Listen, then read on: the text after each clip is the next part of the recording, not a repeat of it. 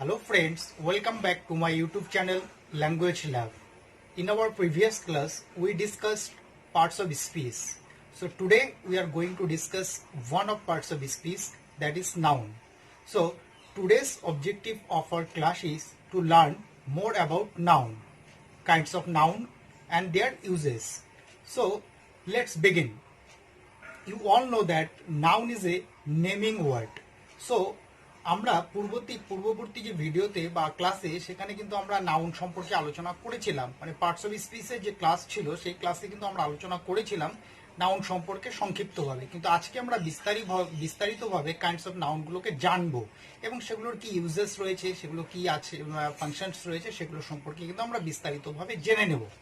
তো চলো নাউন দিয়ে শুরু করা যাক। নাউনের প্রথমে যে বিভাগটা আছে সেটা হচ্ছে কি nouns are of 5 different kinds. ঠিক আছে, they are proper noun, common noun, collective noun, material noun and abstract noun.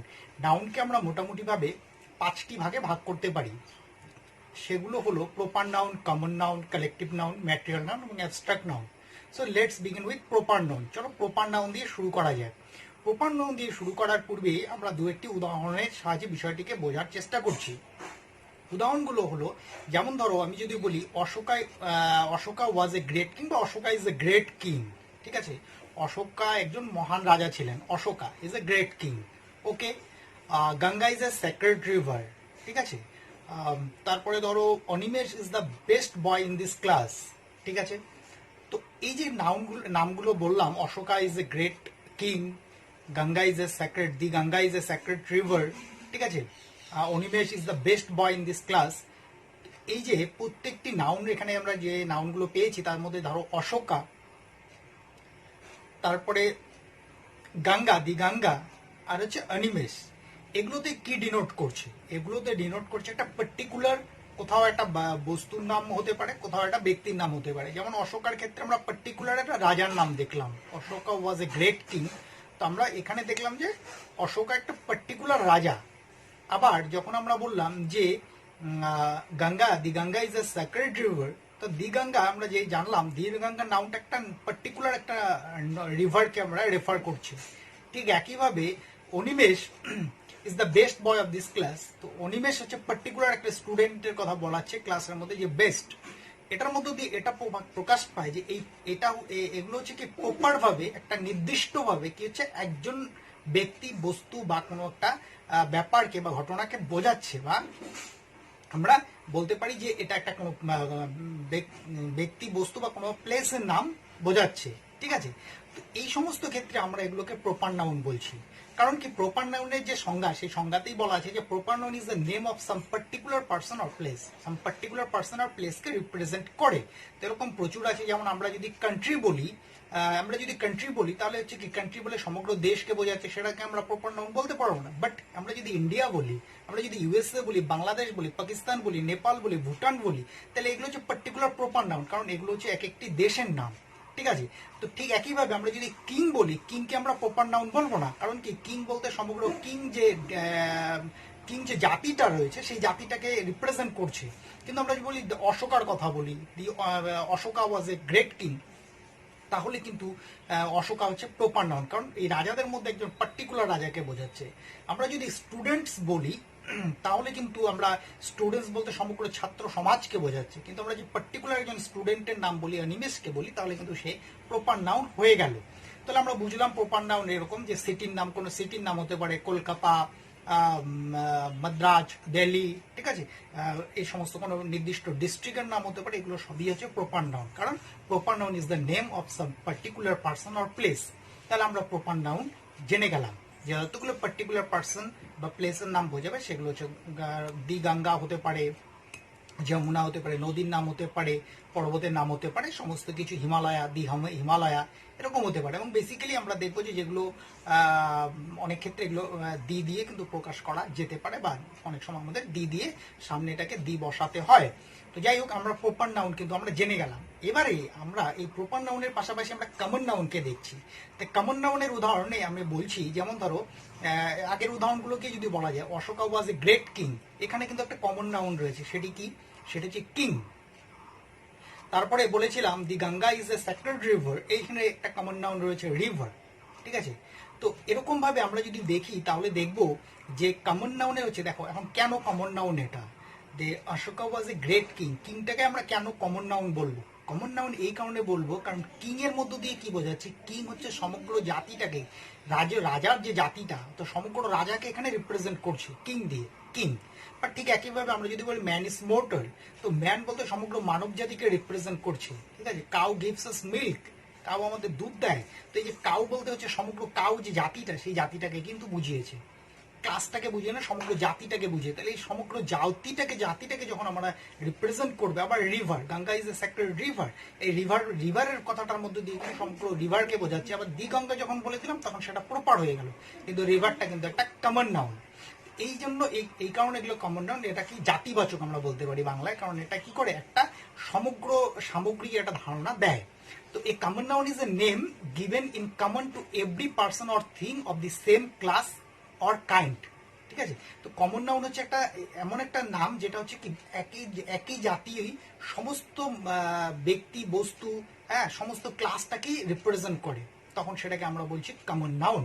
তো কমন নাউনে আমরা দেখলাম কিং হতে পারে, বয় হতে পারে, স্টুডেন্ট হতে পারে, গার্ল হতে পারে। আবার যদি আমরা বলি বুক, ঠিক আছে, বুক, ঠিক আছে, তাহলে বুকস, হ্যাঁ, তো বুক বা বুকস এটাও কিন্তু একটা কমন নাউন, কারণ বুক বলতে সমগ্র বুককে বোঝাচ্ছে। আবার আমরা যদি particularly the Quran, the Bible, the Gita, the Ved এগুলো যদি বলি, তাহলে কিন্তু ওগুলো পার্টিকুলার একটি ধর্মগ্রন্থের নাম বোঝাচ্ছে, তখন সেটা হচ্ছে প্রপার নাউন। আবার যখন বুক বলছি তখন কিন্তু সমগ্র বুককেই বোঝাচ্ছে, সমগ্র বুক যে জাতিটা সেটাকেই কিন্তু রিপ্রেজেন্ট করছে, তাহলে সেক্ষেত্রে সেটা হয়ে গেল কমন নাউন। তো এভাবে আমরা বুঝলাম proper noun and common noun.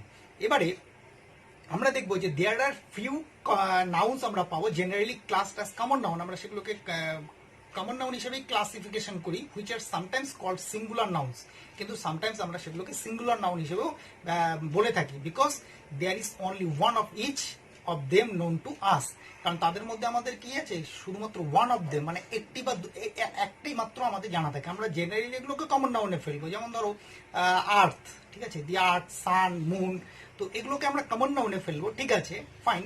কিন্তু আমরা অনেক সময় এগুলোকে সিঙ্গুলার নাউনও বলি, কারণ কি দি আর্থ একটাই আমরা আমাদের কাছে জানা পরিচিত, আমরা জানি যে আর্থ একটি আছে, সান একটি আছে, মুন একটি আছে, তাই সেক্ষেত্রে আমরা সেগুলোকে কিন্তু কমন নাউন বললেও সেগুলোকে আমরা কি বলছি, সেগুলোকে কিন্তু আমরা সিঙ্গুলার নাউনও বলছি। তাহলে যাই হোক, প্রপার নাউন অ্যান্ড কমন নাউনে এখানে কনফিউশন থাকার কথা নয়। প্রপার নাউনের যে উদাহরণগুলো ছিলাম সেখান থেকে আমরা কমন নাউনের উদাহরণগুলো কিন্তু বিস্তারিত আলোচনা করলাম। এবার এই কমন নাউনের মধ্যে কিছু ব্যতিক্রম, সব জায়গায় কিছু ব্যতিক্রম থাকে, সেই ব্যতিক্রমী জায়গাগুলো একটু আলোচনা করতে চাই। যেমন ধরো god and Lord, god and Lord এই দুটো যে নাউন আছে, এই নাউন দুটো তাদের ইউজেসের উপরে কখনো প্রপার নাউন বোঝায়, কখনো আবার কমন নাউন বোঝায়। আমরা যদি বলি গড নোস অল, তো আমরা এক্ষেত্রে একটা প্রপার নাউন হলো। আবার আমরা অ্যাকচুয়ালি বলতে চাইছি যে actually when God and Lord refer to the Almighty, they are proper. যখন গড আর লর্ড, এই গড অ্যান্ড লর্ড নামক যে নাউন দুটো আছে, এই দুটো যখন রেফার টু দ্য অলমাইটি সর্বে সর্বা একজন যে আমরা বিশ্বাস করি, তার কথা যখন রেফার করে তখন সেটা ওকে, তখন সেটা আমরা বলবো কি, তখন সেটা অবশ্যই প্রপার নাউন। কিন্তু but when they refer to the mythological god, ঠিক আছে, যখন মাইথোলজি অনুযায়ী, হিন্দু মাইথোলজি অনুযায়ী অনেক ধরনের অনেক দেবতা, অনেক গড রয়েছে, যদি সেগুলোকে রিপ্রেজেন্ট করে তাহলে কিন্তু সেটাকে আমরা আর প্রপার নাউন বলতে পারবো না, সেগুলোকে আমরা কমন নাউন বলবো, কারণ অনেক গড রয়েছে, ঠিক আছে, সমগ্র গডকে, অর্থাৎ গড কথাটির মধ্য দিয়ে যদি আমি হিন্দু মাইথোলজি অনুযায়ী প্রত্যেকটা দেবতা, প্রত্যেকটা দেবীর নামকেই রিপ্রেজেন্ট করে, তাহলে সেটা হচ্ছে অবশ্যই কমন নাউন। আবার যদি গড বলতে আমি যদি বলি একজনকে বোঝাই, অলমাইটিকে বুঝি, যেটা আমরা বারবার যে শব্দটা আমরা ব্যবহার করি অলমাইটি, তাহলে কিন্তু সেটা হবে প্রপার নাউন। একইভাবে লর্ড, আমরা যখন লর্ড বলতে অলমাইটিকে বুঝবো তখন সেটা প্রপার নাউন। আবার লর্ড বলতে যদি আমরা টেম্পোরাল লর্ড, দেখবে যে চার্চে থাকে লর্ড থাকেন, চার্চ, তো একটা তো চার্চ নেই পৃথিবীতে, তো অনেক চার্চ রয়েছেন, প্রত্যেকটা চার্চে হয়তো একজন করে লর্ড রয়েছেন, ঠিক আছে। তো এই জন্য যদি ওই লর্ডের মধ্যে দিয়ে যদি আমরা সেই চার্চের লর্ডকে বোঝাই, বা টেম্পোরাল যে লর্ড, পার্মানেন্ট নয়, বা তিনি আধ্যাত্মিক গুরু হতে পারেন, কিন্তু এটা বলা যায় না যে তিনি পৃথিবীর সৃষ্টিকর্তা বা নিয়ন্ত্রণকর্তা, এরকম ভাবে যদি আমরা না ভাবি, তাহলে কিন্তু আমরা সেক্ষেত্রে সেই লর্ডকে আমরা বলবো কিন্তু কমন নাউন। তাহলে লর্ড অ্যান্ড গড বা গড অ্যান্ড লর্ড যেটাই বলো না কেন, সেটা কিন্তু তার ইউজেসের উপরে ডিপেন্ড করছে, এটা প্রপার নাউন হবে কি কমন নাউন হবে, এবং আমরা খুব সহজেই বুঝে যাবো এটা। তো এই ছিল মোটামুটি proper noun and common noun, এবং আমরা এটা কম্পারেটিভলি আলোচনা করে বুঝলাম। এবারে আমরা আসছি কালেকটিভ নাউন। কালেকটিভ নাউনে কি আছে? কালেকটিভ নাউনে কথাটার মধ্য দিয়ে বোঝা যায় সেটা কালেকটিভ, একটা ইউনিট বোঝাবে, কিন্তু ইউনিট বোঝাবে, ইয়েস ইউনিট, একটা ইউনিট বোঝাবে, কিন্তু সেটা একটা কালেকশন অফ সাম পিপল, মানে কিছু মানুষের একটা সমষ্টিকে বোঝাবে। সেটা একটা ক্লাব হতে পারে, একটা আর্মি হতে পারে, একটা ক্লাস হতে পারে। মানে একটা আর্মি যদি বলি, আর্মি একটা বাহিনী, তো এই আর্মির মধ্যে একজন দুজন নেই, অনেকগুলো মানুষ নিয়ে আর্মি গঠিত হয়েছে। ক্রাউড হতে পারে, ক্রাউড যেটাকে আমরা বলি। তো এই যে ক্রাউড, ঠিক আছে, crowded, today's market was today is very crowded, today's market is very crowded, আজকে মার্কেটটা, আজকে বাজারটা বেশ ক্রাউডেড হয়ে গেছে, ঠিক আছে। তো এই যে ক্রাউড বলতে কিন্তু আমরা একটা মানুষকে বোঝাচ্ছি না, প্রচুর মানুষ এসেছে, তাই বলে এখানে ক্রাউডেড কথাটা ব্যবহৃত হয়েছে বা ক্রাউডেড হয়েছে। তো এই যে ক্লাস বলো, আর্মি বলো, ক্রাউড বলো, এগুলোকে কিন্তু আমরা কি বলবো? এগুলোকে আমরা বলছি কালেকটিভ নাউন। তাহলে অ্যাকচুয়ালি কি, a collective noun denotes a group of or collection of similar individuals, মানে group or collection of similar individuals. মানে কালেকটিভ নাউন হচ্ছে a group or collection of similar individual, অর্থাৎ আর্মি যদি বলি, আর্মির মধ্যে সিমিলার ইন্ডিভিজুয়ালস, মানে সেনাবাহিনী। দেখো, সেনাবাহিনী একটা যখন রুট মার্চ করে, তখন আমরা যখন যাই, তখন দেখবি একই রকম বেশভূষা থেকে শুরু করে প্রত্যেকেরই একই রকম একটা ইন্ডিভিজুয়াল হিসেবে তারা কিন্তু একটা গ্রুপ। তো এই জন্য এটাকে আমরা বলবো যে a collective noun denotes a group or collection of similar individuals considered as one complete whole. এটাকে আমরা ওয়ান কমপ্লিট হোল, মানে আমরা এটা কিন্তু সিঙ্গুলার, কালেকটিভ নাউনটাকে আমরা সিঙ্গুলার হিসেবেই ট্রিট করব, কিন্তু এটা হচ্ছে কি one complete, considered as one complete whole, একটা সামগ্রিকতার একটা ইউনিট, সেই জন্য এটাকে আমরা কালেকটিভ নাউন বলবো। তাহলে কালেকটিভ নাউন দেখলাম যে আর্মি হতে পারে, তারপরে ক্লাস দেখলাম, ক্রাউড দেখলাম, এগুলো হচ্ছে আমাদের কালেকটিভ নাউনের মধ্যেই পড়লো আর কি, ঠিক আছে। তো এবার এগুলো কালেকটিভ নাউনের মধ্যে পড়লো। এবার আমরা এই কালেকটিভ নাউনের বলেও দিলাম যে কালেকটিভ নাউনটা সিঙ্গুলার, ঠিক আছে। Hour army is our pride, আমরা যদি বলি hour army is our pride, তো এটা আমার ভাবলে চলবে না যে আর্মিতে অনেকগুলো মানুষ আছে, তো আমি এখানে it will take plural verb, তো এটা কিন্তু ভাবলে চলবে না, এটা প্লুরাল ভার্ব নেবে না। আর্মি তোমার একটা অনেকগুলো মানুষের সেনাবাহিনীর সমন্বয়ে আর্মি বাহিনী গঠিত হয়েছে, তাই জন্য আমি এটা কিন্তু আর বসিয়ে, মানে আর্মি আর আওয়ার প্রাইড এরকম বলতে পারেন, আর্মি ইজ আওয়ার প্রাইড। কেন? কারণ কি, আর্মিটা হচ্ছে একটা হোল ইউনিট, অনেকগুলো মানুষের মিলিতভাবে একটা ইউনিট তৈরি হয়েছে, ঠিক আছে, যেটাকে বলা হচ্ছে তোমার considered as one whole, considered as one complete whole, একটাকে সামগ্রিক একটা ইউনিটকে বোঝাচ্ছে, যেখানে একটা সমগ্র মানুষের, মানে সমগ্র একই শ্রেণীভুক্ত একটা মানুষের একটা দল। তো যাই হোক, এটাকে আমরা বলছি কি বলছি, কালেকটিভ নাউন। এবং এই collective noun basically collective noun takes singular verb, কারণ এটা সিঙ্গুলার নাউন, এটা সিঙ্গুলার ভার্ব নেয়। কিন্তু কখনো কখনো দেখবো যে আমাদের কালেকটিভ নাউনগুলোর মধ্যে আবার কখনো কখনো কালেকটিভ নাউনটা সিঙ্গুলার ঠিকই আছে, কিন্তু তার যে এক্সপ্রেশনটা, তার যে স্টেটমেন্টটা, সেই স্টেটমেন্টটার মধ্য দিয়ে যখন একটা কি বলবো মাল্টিটিউড প্রকাশ পাবে, মানে ভিন্নতা প্রকাশ পাবে, অর্থাৎ ওয়ান অ্যান্ড ইন্ডিভিজুয়াল বোঝাবে, কালেকটিভ আছে কিন্তু সেটাকে যদি ওয়ান অ্যান্ড ইন্ডিভিজুয়াল ভাবে রিপ্রেজেন্ট করে, তখন কিন্তু সেটা প্লুরাল ভাব নেবে। মানে আমরা এই বিষয়গুলো আরো ভালোভাবে শিখবো, মানে সাবজেক্ট ভার্ব এগ্রিমেন্টের যে চ্যাপ্টার রয়েছে, সাবজেক্ট ভার্ব এগ্রিমেন্টে ভালো করে শিখবো। কিন্তু এক্ষেত্রে এখানে একটু বলে রাখা প্রয়োজন যে কালেকটিভ নাউনের মধ্যে একটা কথা আছে যে মানে এ নাউন অফ মাল্টিটিউড, এই নাউন অফ মাল্টিটিউড ব্যাপারটা বুঝতে হবে। A noun of multitude denotes the individuals of the group and hence the verb is plural though the noun is singular, যদিও নাউনটা সিঙ্গুলার, কিন্তু a noun of multitude denotes the individual of the group। a noun আমি এখানে লিখেছি, a noun of multitude denotes the individual, a noun of multitudes denotes the individual of the group, অর্থাৎ গ্রুপের মধ্যে individually প্রত্যেককে বোঝাবে। এই কারণে সেই ভার্বটি, মানে সেই নাউনটি কিন্তু কি হবে, প্লুরাল ভার্ব নেবে, যদিও নাউনটি সিঙ্গুলার, কিন্তু প্লুরাল ভার্ব নেবে যদি মাল্টিটিউড, মানে নাউন অফ মাল্টিটিউড হয়, অর্থাৎ তাদের মধ্যে ভিন্নতা বোঝায়, অর্থাৎ গ্রুপের মধ্যে তাদের মধ্যে ইন্ডিভিজুয়ালিটিকে প্রকাশ করে। অ্যাজ পার এক্সাম্পল আমরা যদি বলি the jury were divided in there opinion, আমরা বলি the jury were divided in their opinion, ঠিক আছে। এবার জুরি, এবার ব্যাপারটা একটু বুঝতে হবে যে জুরি বিষয়টা কি। জুরি হচ্ছে তোমার কতগুলো বিচারক মণ্ডলী আর কি, একটা বেঞ্চ, যে বিভিন্ন সময় কোনো ল্যান্ডমার্ক বেঞ্চ গঠিত হয় আমাদের কোনো রায় দেওয়ার জন্য। তো 5 জন 6 জন 8 জন, 6 জন 8 জন না, অ্যাকচুয়ালি ওটা তোমার বেজোর সংখ্যা থাকে 5 বা 7। ঠিক আছে। রিসেন্ট যে অযোধ্যা মামলার যে রায় বেরিয়েছিল সেখানেও একটা জুরি ছিল, আমাদের 5 জন ছিল। তো এখানে বেজোর সংখ্যা থাকে। তো যাই হোক, তো জুরি কি থাকে, অনেকগুলো মানুষ, অনেকগুলো বিচারপতি দিয়ে নিয়ে একটা জুরি গঠিত হয়। ঠিক আছে। একটা জুরি বিচারক মন্ডলী গঠিত হয়। এবার এই বিচারক মন্ডলী আমরা যদি এরকম ভাবে বলি, the jury consist of 9 advocates বা 9 মেন্স বা 9 পিপল, এরকম বলতে পারি। তো এই জুরিটার মধ্যে কি আছে, 9 জন মানুষ আছে বা 6 জন মানুষ, 7 জন মানুষ আছে বা 5 জন মানুষ আছে। এটা কিন্তু কি নিল, এটা সিঙ্গুলার, কনসিস্ট বলছি, CONSISTS, consist, jury consist of বলছি, কারণ এখানের মধ্যে একটা ইন্ডিভিজুয়ালিটি কিছু বোঝাচ্ছে না, একটা গ্রুপকে বোঝাচ্ছে। আবার যদি বলি the jury were divided in their opinion, এবার এই যে জুরিটা সেটা 5 জনের হোক, 7 জনের হোক, 9 জনের হোক, জুরি ওয়ার ডিভাইডেড বা is divided in their opinion. The jury were divided in their opinion, তাদের যে ওপিনিয়ন, তাদের যে মতামত, সেই মতামতের মধ্যে যদি তাদের ডিভাইডেড থাকে, এবার একটা জুরি আছে, সেই জুরি কি করলো, একটা সর্বসম্মতিক্রমে ইউনানিমাসলি একটা রায় দিয়ে দিল। ঠিক আছে। তখন কিন্তু আমরা সেই জুরিটাকে কিন্তু আমরা সিঙ্গুলার হিসেবে ট্রিট করব। আবার যদি জুরি ডিভাইডেড থাকে তখন সেটা ইন্ডিভিজুয়ালিটিকে বোঝাচ্ছে। তাহলে আমরা বলছি যে the jury were divided in their opinion, jury were divided, তারা তাদের মধ্যে ডিভাইডেড ছিল ইন দেয়ার ওপিনিয়ন, তাদের একটা সর্বসম্মতিক্রমে কিন্তু তারা ইউনিট হিসেবে একটা সিদ্ধান্ত নিতে পারেনি, তাদের ডিভাইডেড ছিল। তখন অর্থাৎ বিচ্ছিন্নভাবে যদি বোঝায় বা ইন্ডিভিজুয়ালকে যদি রিপ্রেজেন্ট করে, তাহলে সেক্ষেত্রে আমরা কিন্তু though the noun is singular but it will take plural verb, তাহলে যদিও নাউনটা সিঙ্গুলার হোক না কেন, ভার্বটা কিন্তু প্লুরালে নেবে, তাই জুরি ওয়ার হবে। ওকে। তো এভাবে আমরা বুঝলাম যে আমরা বলতে পারি a jury consist of 12 men, a jury consist of 12 men, এই যে কনসিস্ট ওখানে কিন্তু সিঙ্গুলার নিচ্ছে, কারণ ওখানে ইন্ডিভিজুয়ালিটি বোঝাচ্ছে না।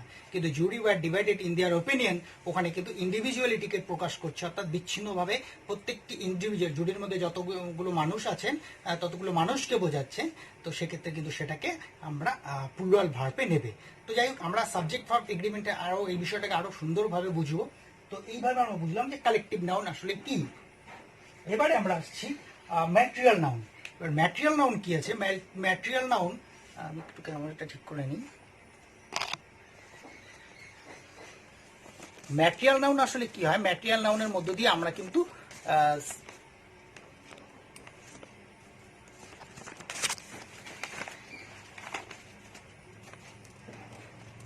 ম্যাটেরিয়াল নাউনের মধ্যে আমরা বস্তুবাচক, অর্থাৎ কোনো একটা জিনিস, যে কোনো একটি বস্তু যে যে উপাদান দিয়ে তৈরি হয়, সেই উপাদানটাকে যখন রিপ্রেজেন্ট করে তখন সেটাকে আমরা কিন্তু ম্যাটেরিয়াল নাউন বলি। আমরা দেখো ম্যাটেরিয়াল নাউনের উদাহরণ লিখে রেখেছি, গোল্ড, আয়রন, হ্যাঁ, ওয়াটার, কোল। তো এই যে এগুলো হচ্ছে সব উপাদান। আমরা যে উপাদানগুলো সেগুলো দেখি, সেগুলো হচ্ছে ম্যাটেরিয়াল নাউন। ম্যাটেরিয়াল কথাটা আসলে হচ্ছে পদার্থ।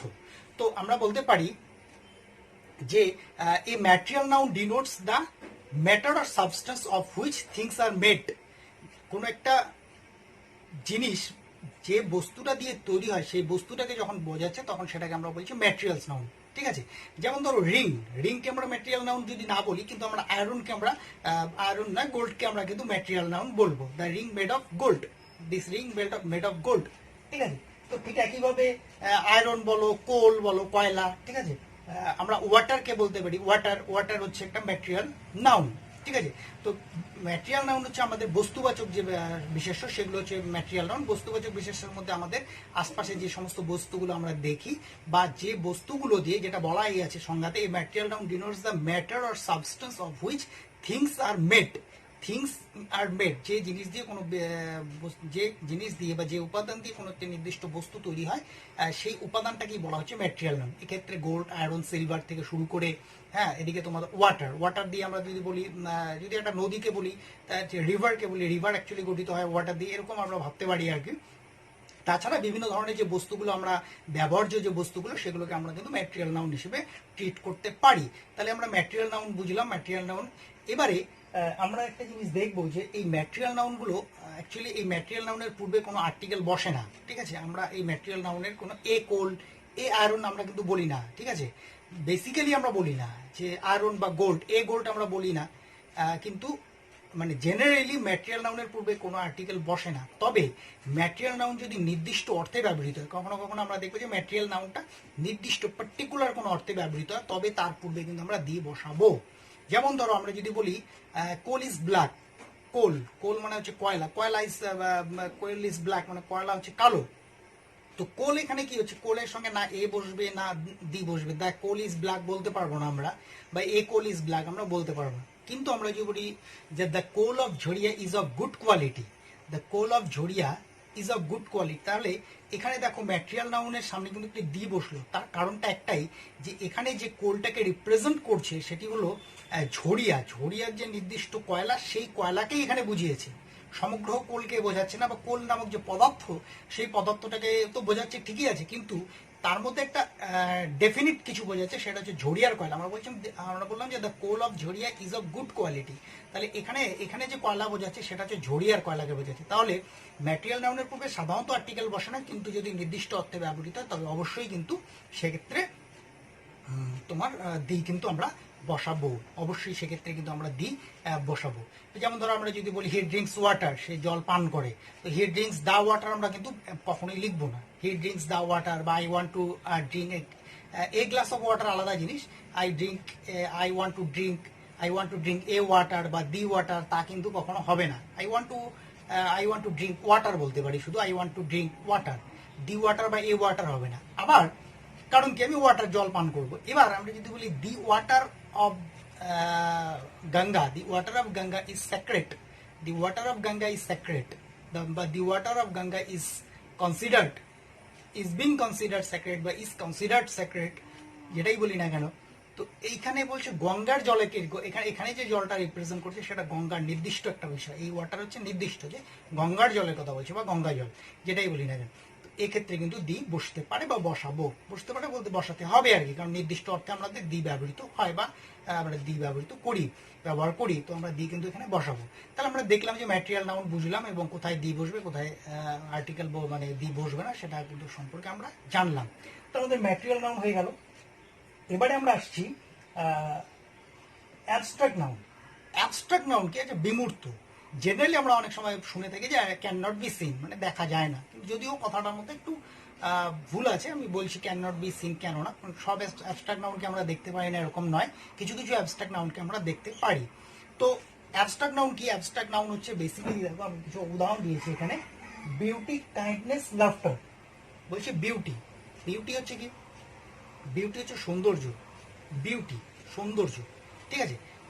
আবার কাইন্ডনেস, কাইন্ডনেস হচ্ছে দয়ালুতা, এগুলো কিন্তু আমরা কিন্তু মানে ফিল করি, বাট আমরা কিন্তু এগুলোকে দেখতে পারি না, কথা ঠিক। আবার দেখো লাফটার, লাফটার মানে হাসি, এটাও কিন্তু একটা অ্যাবস্ট্রাক্ট নাউনের মধ্যে পড়লো। তো এই লাফটারটা কিন্তু আমরা দেখতে পাই বলা যায়, কারণ কেউ একজন উচ্চ হাসছেন, সেটা কিন্তু আমরা দেখতে পাই।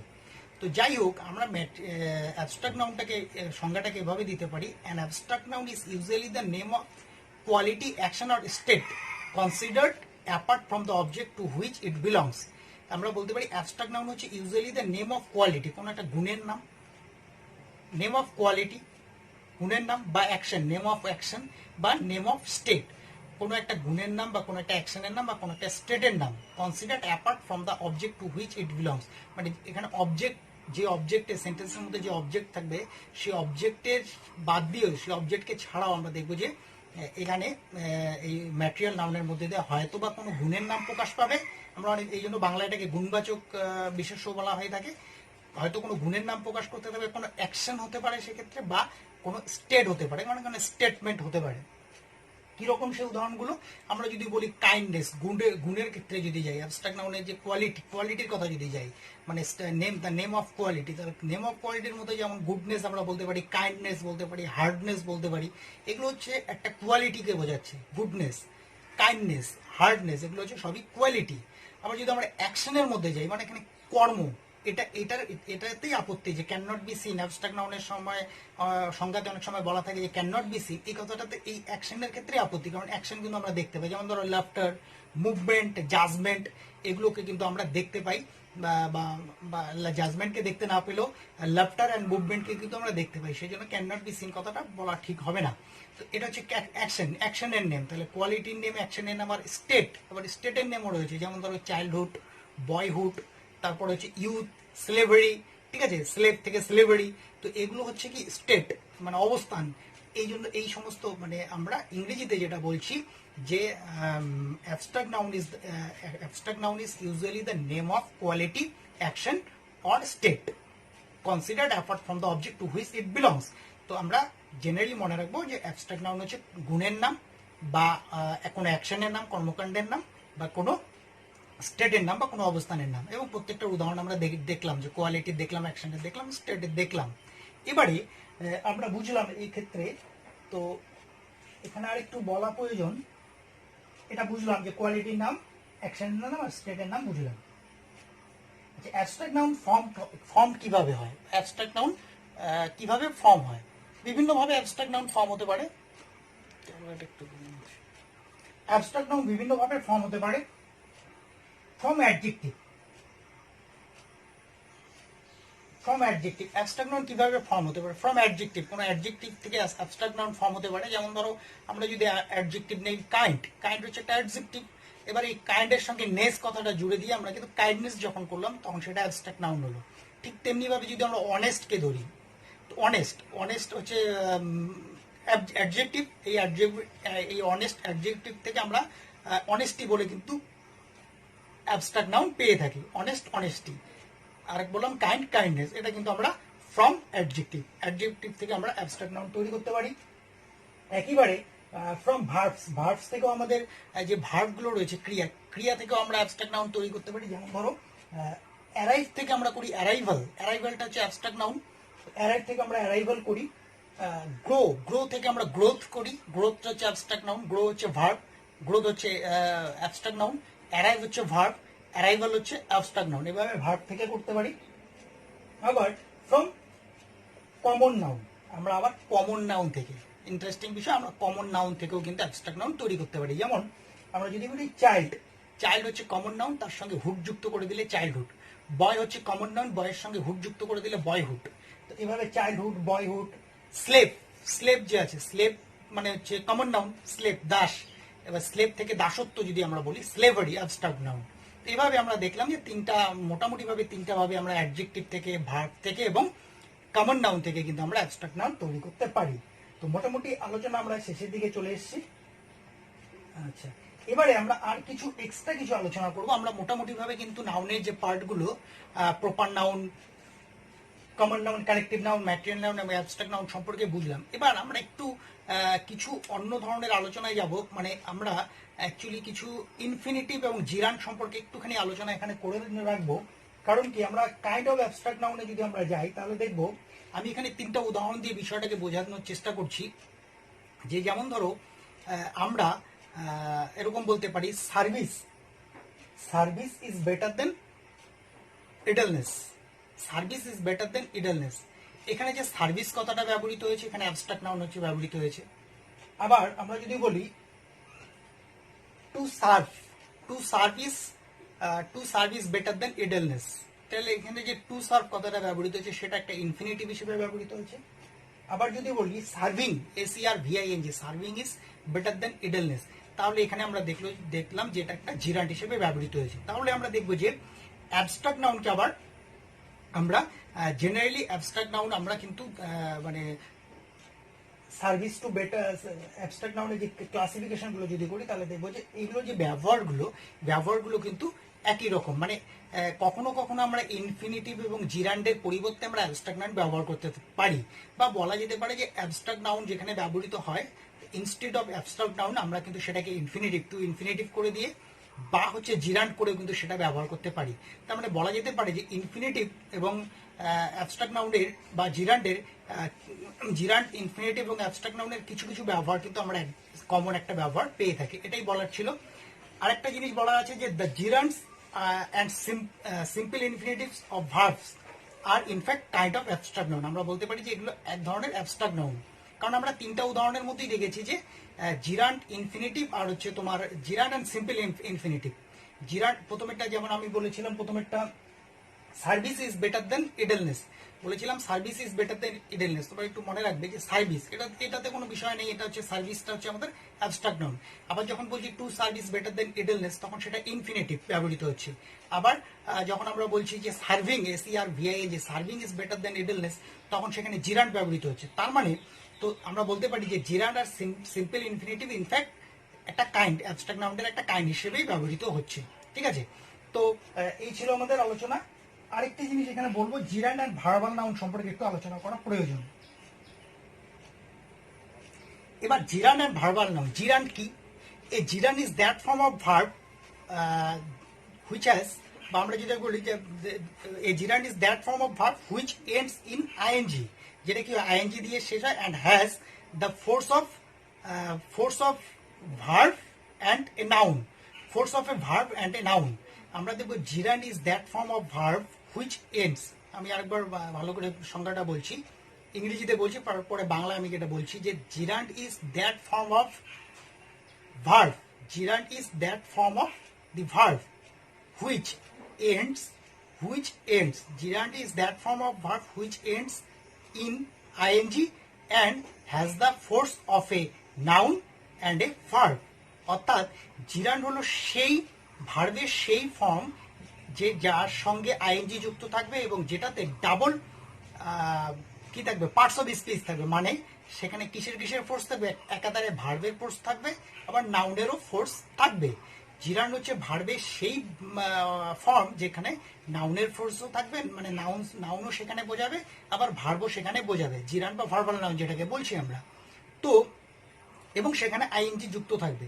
এই কারণে আমরা জিরান্ডকে কিন্তু কি বলি, জিরান্ডকে কিন্তু আমরা ডাবল পার্টস অফ স্পিচ বলি, কারণ ওখানে ভার্বের ফোর্সও থাকে আবার কি থাকে, নাউনের ফোর্সও থাকে। অ্যাজ পার এক্সাম্পল আমরা যদি বলি teach me how to swim, আমরা যদি একটা কথা বলি যে teach me how to swim, তো teach me how to swim এখানে কিন্তু আমরা ইনফিনিটিভ ব্যবহার করেছি। ঠিক আছে, এবার ঠিক একই কথাটা যদি আমরা জিরান্ড ব্যবহার করে করতাম, তো teach me how to swim না করে টিচ মি সুইমিং আমরা করতাম, teach me swimming. Teach me how to swim যখন বললাম, টু সুইম করে ইনফিনিটিভ হিসেবে আমি ওটাকে করে দিলাম। এবার কিন্তু আমরা সেটাকে সুইমিং করেও কিন্তু সেটা করতে পারি, সেটাকে কিন্তু আমরা বলছি ভার্বাল নাউন বা জিরান্ড। অ্যাকচুয়ালি যেহেতু আমরা নাউনের আলোচনা করছি তাই এই ভার্বাল নাউন সম্পর্কে আলোচনা করা প্রয়োজন, বা যেটাকে জিরান্ড বলছে। জিরান্ড বা ভার্বাল নাউনটা আসলে কি? জিরান্ড বা ভার্বাল নাউনটা হচ্ছে ওই ভার্বের সঙ্গে আইএনজি যুক্ত থাকবে, এমন একটা ভার্বের সেই রূপ যেখানে ভার্বের সঙ্গে আইএনজি যুক্ত থাকবে এবং যেটার মধ্যে একাধারে ভার্ব এবং নাউনের গুণ প্রযোজ্য হবে, একাধারে ভার্বকেও বোঝাবে একাধারে নাউনকেও বোঝাবে। তো উদাহরণ হিসেবে বললাম যে আমরা যেটাকে ইনফিনিটিভ দিয়ে করতে পারি, যেমন teach me how to swim, সেটাকে আমরা জিরান্ড দিয়ে যখন করলাম তখন সেটা হয়ে গেল ভার্বাল নাউন বা জিরান্ড হয়ে গেল। যখন আমরা আইএনজি দিয়ে করলাম, যেমন কি teach me how to swim থেকে আমরা বললাম টিচ মি সুইমিং, যখন সুইমিং বললাম অর্থাৎ সুইম নামক যে ভার্ব রয়েছে, সুইম নামক ভার্বের সঙ্গে আইএনজি যুক্ত করে দিলাম, তখন সেটা জিরান্ড বা ভার্বাল নাউন হলো, তখন সেটা জিরান্ড বা ভার্বাল নাউন হলো। অর্থাৎ এই জন্য এটাকেই হচ্ছে ভার্বাল নাউন বলা হচ্ছে, জিরান্ড বা ভার্বাল নাউন বলা হচ্ছে। তো এই গেল। বা আরেকটা উদাহরণ দিতে পারি, to give is better then to receive, to give is better then to receive, মানে টু গিভ দান করা, গ্রহণ করার থেকে মানে গ্রহণ করা দান করার থেকে ভালো না, দান করা গ্রহণ করার থেকে ভালো, দান করা গ্রহণ করার থেকে ভালো। To give is better then to receive, to give is better then to receive, মানে দান করা গ্রহণ করার থেকে ভালো আর কি।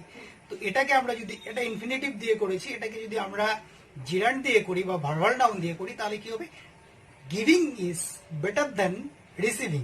তাহলে যে ভার্ব গিভ নামক ভার্বের সঙ্গে আইএনজি যুক্ত করে দিলাম, তো গিভিং হলো, তখন সেটাকে আমরা জিরান্ড বা ভার্বাল নাউন হয়ে গেল, তাহলে আমরা বললাম giving is better then receiving.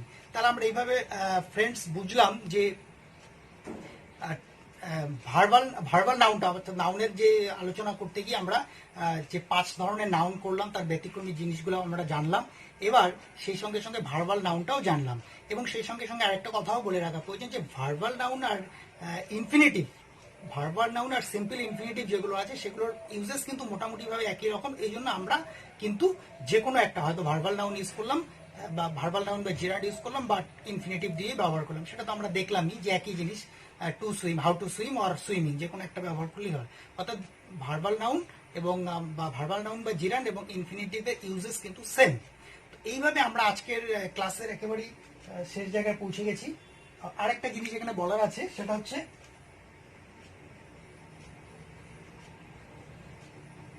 কখনো কখনো আমরা দেখব যে proper noun, common noun, proper noun, collective noun আর ম্যাটেরিয়াল নাউন, কখনো কখনো প্রপার নাউন, কালেকটিভ নাউন আর হচ্ছে অ্যাবস্ট্রাক্ট নাউনও হতে পারে। সেকেন্ড, অ্যাবস্ট্রাক্ট নাউন যেটা রয়েছে, অর্থাৎ proper noun, collective noun, proper noun, material noun and abstract noun. Proper noun, material noun আর abstract noun. Proper noun, material noun and abstract noun. এই proper noun, material noun and abstract noun can be used, proper noun, material noun and abstract noun can be used as a common noun. আমরা proper noun, material noun আর abstract noun কে কিন্তু আমরা common noun হিসেবেও ব্যবহার করতে পারি বা ব্যবহার করতে হয় কখনো কখনো। এবার এই proper noun, material noun আর abstract noun কে আমরা দুটো পদ্ধতিতে কিন্তু আমরা কি করতে পারি, কমন নাউন হিসেবে ব্যবহার করতে পারি, বা দুভাবে ব্যবহার করলে সেটা একটা কমন নাউন হিসেবে ব্যবহৃত হয়ে যায়। একটা হচ্ছে তার সামনে একটি এ বা দি আর্টিকেল বসিয়ে, মানে তার সামনে আর্টিকেল বসিয়ে, এ অথবা দি আর্টিকেল বসিয়ে আমরা প্রপার নাউন, ম্যাটেরিয়াল নাউন আর অ্যাবস্ট্রাক্ট নাউনকে কমন নাউনে পরিণত করতে পারি, অথবা সেই নাউনটাকে প্লুরাল করেও কিন্তু আমরা সেই প্রপার নাউন বা ম্যাটেরিয়াল নাউন বা অ্যাবস্ট্রাক্ট নাউনকে আমরা কিন্তু প্লুরাল করেও সেটাকে আমরা কি করতে পারি, কমন নাউন হিসেবে ব্যবহার করতে পারি। তো চলো দেখা যাক উদাহরণগুলো। যেমন Bankimchandra is the Scott of Bengal. আমি একটু আমরা লিখেছিলাম যে Scott is the great novelist. আমরা প্রপার নাউন থেকে ব্যাপারটা আলোচনা করছি। প্রপার নাউনে ছিল Scott is the greatest novelist বা Scott is the great novelist. Scott is the great novelist. আমরা বলছি Scott is the great novelist. Scott is the great novelist যখন বলছি তখন স্কট হচ্ছে প্রপার নাউন, কারণ আমরা স্কটকে এখানে একজন নোবেলিস্টকেই, অর্থাৎ মানে ইংরেজি সাহিত্যের একজন নোবেলিস্ট স্কট, তার কথাই বোঝানো হচ্ছে। Scott is the great noblest, অর্থাৎ এখানে কিন্তু অন্য কাউকে না বুঝিয়ে শুধুমাত্র ইংরেজি সাহিত্যে যে স্কট নামে যে নোবেলিস্ট রয়েছে তার কথাই বোঝাচ্ছে। আবার যদি আমরা কম্প্যারিজন করি তাহলে দেখব, যদি বলি যে Bankimchandra is the Scott of Bengal, যদি বলি Bankimchandra is the Scott of Bengal, Bankimchandra is the, এখানে কিন্তু আমাদের দি বসে গেল, ঠিক আছে। বা আমরা এই উদাহরণটাকে বিশ্লেষণ করে আবার একটা নতুন উদাহরণে আমরা যাব। প্রথমে বলছিলাম যে, ভালো করে মনে রাখবে, প্রথমে বলেছিলাম Scott is the great noblest, proper noun. Scott is the great noblest, মানে স্কট নোবেলিস্ট যে স্কট আছে একজন great novelist, Scott is the great noblest. একেবারে সুস্পষ্টভাবে বোঝা যাচ্ছে যে এখানে স্কট হচ্ছে একটা প্রপার নাউন, একজন নোবেলিস্টকে বোঝাচ্ছে ইংরেজি সাহিত্যে। আবার যখন বলছি Bankimchandra is the Scott of Bengal, তখন কিন্তু বঙ্কিমচন্দ্রকে আমি তুলনা করছি কার সঙ্গে, স্কটের সঙ্গে, তখন সঙ্গে সঙ্গে সেটা কিন্তু কমন নাউন হয়ে গেল। এখন দি স্কট যখন কথাটা ব্যবহার করলাম তখনই সেটা কিন্তু কি হয়ে গেল, কমন নাউন হয়ে গেল, কারণ বঙ্কিমচন্দ্র ইজ দ্য স্কট, অনেক স্কট আছে তার মধ্যে স্কটের মতো আর কি, মানে লেখনী স্কটের সঙ্গে যদি বঙ্কিমচন্দ্রের লেখনীর মিল কোথাও না কোথাও হয়তো আছে, এই জন্যই আমাদের তুলনাটা হচ্ছে এখানে। Bankimchandra is the Scott of Bengal, Bankimchandra যেন বাংলার স্কট।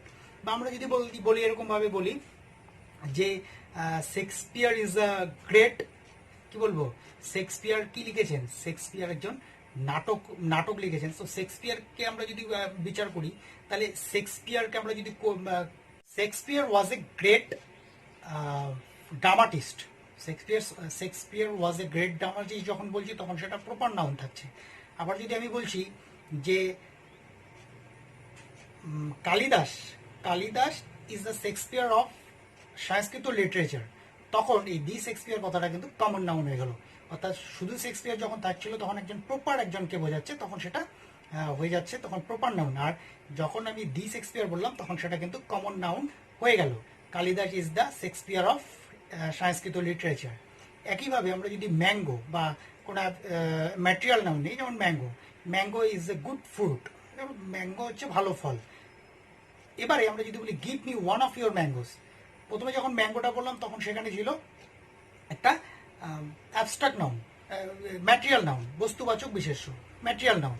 কিন্তু আমি যখন বলছি যে give me one of your mangoes, তখন কিন্তু সেটা হয়ে গেল give me one of your mangoes, তখন ম্যাঙ্গোসটা হয়ে গেল কমন নাউন। এই জিনিসটা বুঝতে হবে, ম্যাঙ্গোসটা হয়ে গেল কমন নাউন। ঠিক একইভাবে আমরা যদি বলি justice, justice is a great quality বা justice is a great practice, যেটি বলি না কেন, তো তখন সেটা হয়ে গেল একটা অ্যাবস্ট্রাক্ট নাউন।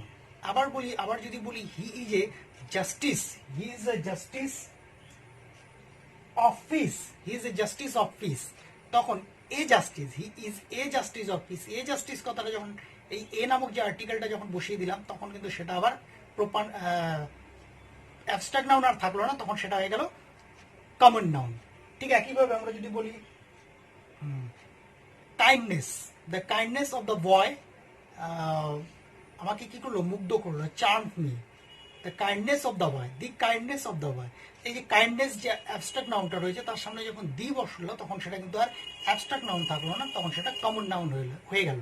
তো এইভাবে আমরা দেখতে পাচ্ছি যে প্রপার নাউন, ম্যাটেরিয়াল নাউন এবং অ্যাবস্ট্রাক্ট নাউনকে আমরা আর্টিকেল বসিয়ে, এ বা দি আর্টিকেল বসিয়ে কিংবা সেটাকে প্লুরাল ফর্ম করে সেটাকে কিন্তু আমরা কমন নাউন হিসেবে ব্যবহার করতে পারি।